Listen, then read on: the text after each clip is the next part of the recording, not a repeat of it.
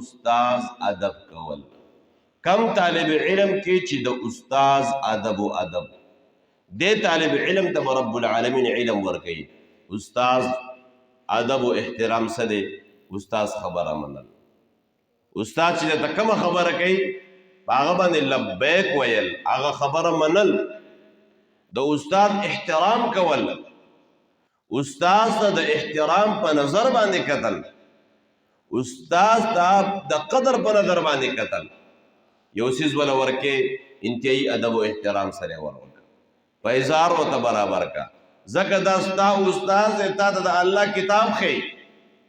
زما دې د الله په ذات باندې قسمي، زه ویم یو زما یو ماشوم بچي ته یو استاد دی ورته قرآن وښیي، قرآن دې ورته زده کړي، زما دې قسم د دغې استاد به زه خادم جوړ شم، د دغې استاد د پیزارو خادم به زه جوړ شم. ځکه دې زما بچي ته قرآن ښیي. نو زما بچي لم دا پکار ده، د بل بچي لم دا پکار ده چې دې به د استاد ادب او احترام کوي.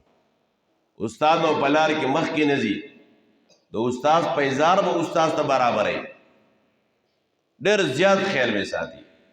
نو چې کم سړی د استاد د ادب او احترام خیال ساتي، الله تبارک وتعالی دې طالب علم ته علم الله ورکوي. نو دا صفات ځان کې پیدا کړو.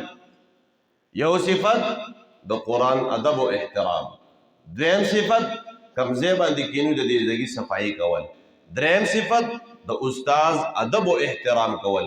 دا درې صفات چې په جا کې جمع شو، رب العالمین به در خپل علم نه علم الله ورکوي. دا څه به کوو انشاءالله که نه؟